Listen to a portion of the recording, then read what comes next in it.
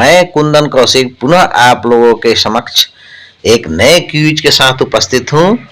Quiz number 7 Hindi कक्षा 4 की पुस्तक और 5 पुस्तक से लिया गया है। चलिए देखते हैं बिना समय गंवाए हुए। आपके सामने क्वेश्चन नंबर 1 है। पाठ पुस्तक कोमपल भाग 3 में पाठ कदम का पेड़ नामक कविता के लेखक कौन है? ऑप्शन है रामधारी सिंह दिनकर, सुभद्रा कुमारी चौहान, वीरेंद्र झा, रामदेव झा। सही जवाब क्या होगा? सुभद्रा कुमारी चौहान। कदम का पेड़ याद रखेंगे। आगे चलिए। अंधर नगरी नामक एकांकी के लेखक निम्न में कौन है? भगवती प्रसाद द्विवेदी, श्री मुरलीधर, भारतेंदु हरिश्चंद्र, मंजू मधुकर। तो सही जवाब इसका क्या होगा?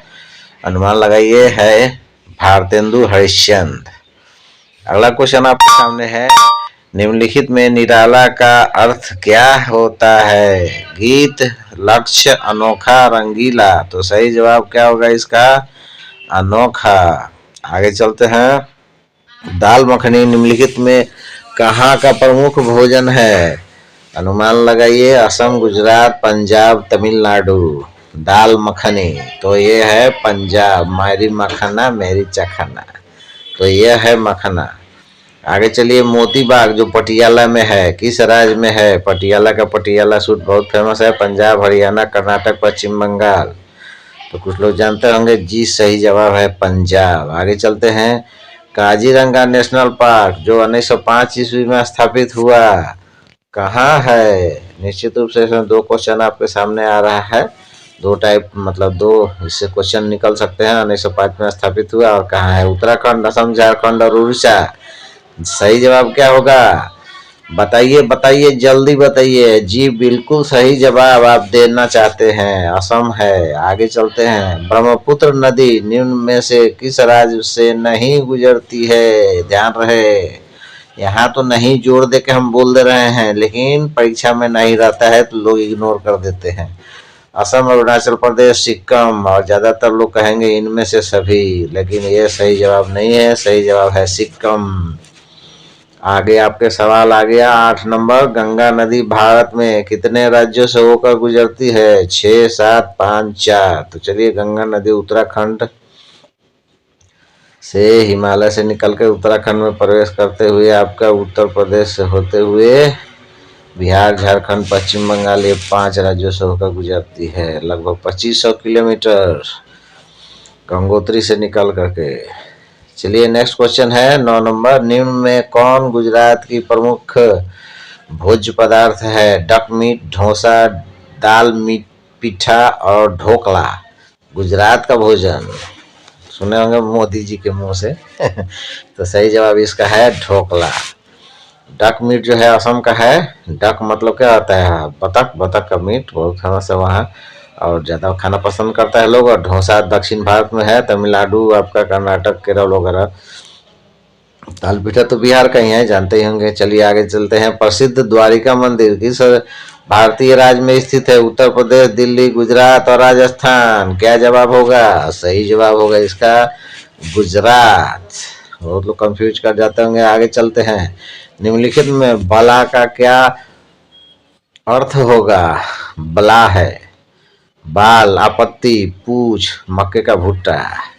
कंफ्यूजन वाला क्वेश्चन है। सही जवाब होगा आपत्ति। क्या बला है, क्या मुसीबत है, क्या मुश्किल है? आपत्ति।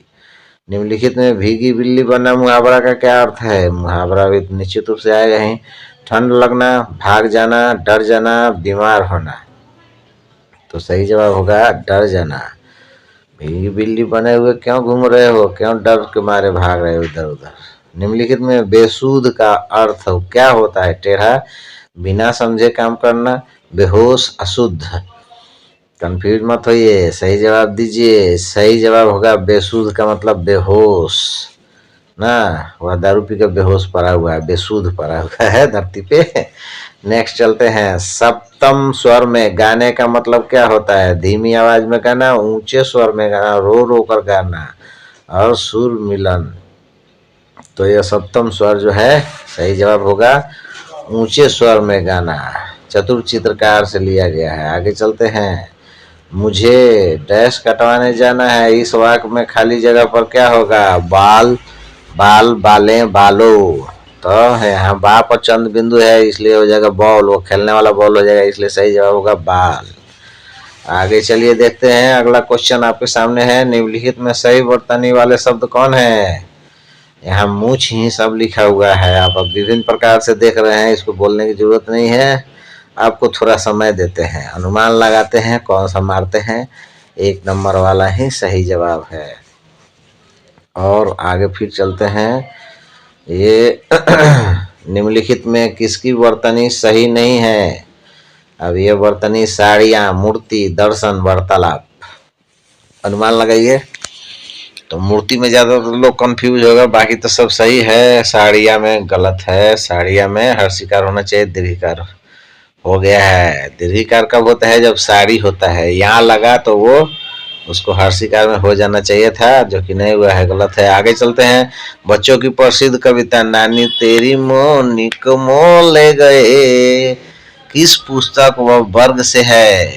9 अंकुर, अंकुर अब से नाम बदल गया है, 9 अंकुर कक्षा 1 भाग 1 है, और 9 अंकुर भाग 2 कक्षा 2, कोम्पल भाग 1 कक्षा 3 और कोम्पल भाग 2 कक्षा 4।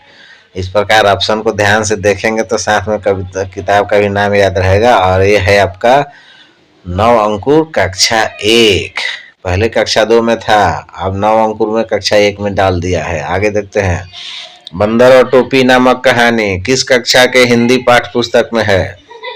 बंदर और टोपी नामक प्रसिद्ध कहानी है, टोपी लेके भाग जाता है, कक्षा 1, 2, 3, 4, तो ये सही जवाब है आपका कक्षा 2।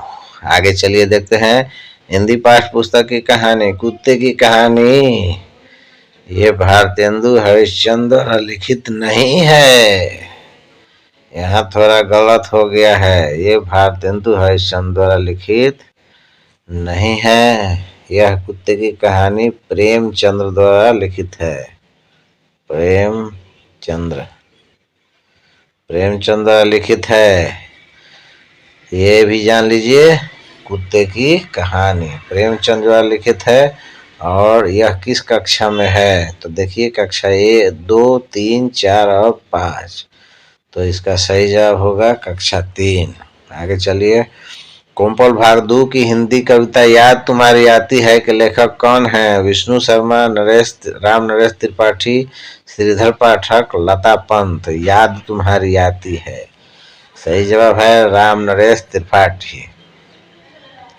अरे बच्चों जल्दी चलो, वाक्य में जल्दी कौन सा शब्द है। जल्दी चलो, क्रिया, क्रिया विशेषण, विशेषण और सर्वनाम। ऑप्शन ये 4 आपके सामने ऑप्शन दिख रहा है, जवाब दीजिए, सोचिए, इत्मीनान से सोचिए। जल्दी चलो, चलना जो है क्रिया है और उसको फॉलो कर रहा है, कैसे चलना है, तो जल्दी चलना है, तो जल्दी हो जाएगा क्रिया विशेषण, चलने की क्रिया की विशेषता बताए। चलिए देखते हैं अब आगे की तरफ, तो क्रिया विशेषण के बाद आता है अगला, लगता है आंधी आने वाली है, इस वाक्य में आंधी है, क्या है, संज्ञा, सर्वनाम, विशेषण, क्रिया। आंधी आने वाली है, तो आंधी तो संज्ञा ही है, आने लगता है, आने वाली है, करता है। आगे चलिए, मेरे आंख में कुछ गिर गया है, इस वाक्य में मेरे क्या है, मेरे आंख नाउन है, मतलब संज्ञा है, और संज्ञा के पहले मेरे आया हुआ है, तो संज्ञा हो सकता है, सर्वनाम, विशेषण, कारक, क्या होगा, तो संज्ञा के पहले संज्ञा तो नहीं हो सकता, सर्वनाम भी नहीं है, ज्यादातर लोग कंफ्यूज कर देंगे। और यह है विशेषण, यह संबंध बोधक विशेषण है, मेरा आंख, मेरी आंख, उसका आंख, उसके आंख, तो आंख के पहले आया हुआ है। आगे देखते हैं, उसके कई सगी साथी उधर ही रहते हैं, इस वाक्य में सर्वनाम कौन है। सर्वनाम, उसके कई संगी साथी उधर, उधर तो क्रिया विशेषण हो गया, इधर उधर किधर रहते हैं, और संगी साथी मतलब वो संगी साथी जो है नाउन के लिए आया हुआ है, ये सही जवाब होगा उसके। आगे चलिए, दे धन इक का संधि क्या होगा। दहिक, देहिक, दैहिक, इनमें से कोई नहीं। सही जवाब का प्रयास कीजिए, तो यह हो जाएगा दैहिक। देहिक शब्द कोई होता ही नहीं है। यह मेरे जीवन भर डैश कमाई है। वाक्य में खाली स्थान में क्या होगा? का, के, की। तो ज्यादातर लोग बता पाएंगे कि यह मेरे जीवन भर की कमाई है। तो की में हर्षिकार दीर्घिकार है, सोचिए क्या होगा? सही जवाब होगा दीर्घिकार। दो शब्दों को जोड़ने के लिए दीर्घिकार और दो वाक्यों को जोड़ने के लिए हर्षिकार का प्रयोग किया जाता है, याद रहे। चलिए नेक्स्ट देखते हैं। निम्नलिखित में कौन पेड़ का पर्यायवाची शब्द नहीं है? नहीं है। वृक्ष, तरु, बेल, गाछ। तो इसका सही जवाब आप लगा सकते हैं। बी और सी में कंफ्यूज है, सही जवाब होगा बेल। बेल मतलब लता होता है, तरु मतलब पेड़ ही होता है, बाकी सबका अर्थ पेड़ ही होता है। आगे चलते हैं। सेकेंड लास्ट क्वेश्चन है 30 क्वेश्चन में से 29 क्वेश्चन हम लोग पढ़ रहे हैं। इनमें कौन रात्रि का पर्यायवाची शब्द नहीं है? पर्यायवाची मतलब क्या होता है? समान अर्थक शब्द, समान अर्थ वाला। रात, दिवा, रजनी, निशी। अब फिर यहाँ भी आप कंफ्यूज हो रहे हैं बी और सी में। तो दिवा मतलब दिन होता है, सही जवाब होगा दिवा। और ये है आपका अंतिम क्वेश्चन आपके सामने। निम्नलिखित में कौन बहुब्रीहि समास है? राजपूत, राजकुमारी, गजानन, राजतंत्र। तो अनुमान लगाइए क्या होगा? बहुब्रीहि समास जिसके विच्छेद से एक तीसरा अर्थ निकलता है, तो ये होगा गजानन। गजानन तीसरा अर्थ किसका निकल रहा है? ये निकल रहा है आपका गणेश जी का। लंबोदर भी वही सी में आएगा, महादेव आएगा, एसेट्रा एसेट्रा। इस तरह से बहुब्रीहि समास उसी को कहा था। इसी के साथ ही यह क्विज समाप्त हुआ। मिलते हैं अगले क्विज में, तब तक के लिए नमस्कार, धन्यवाद।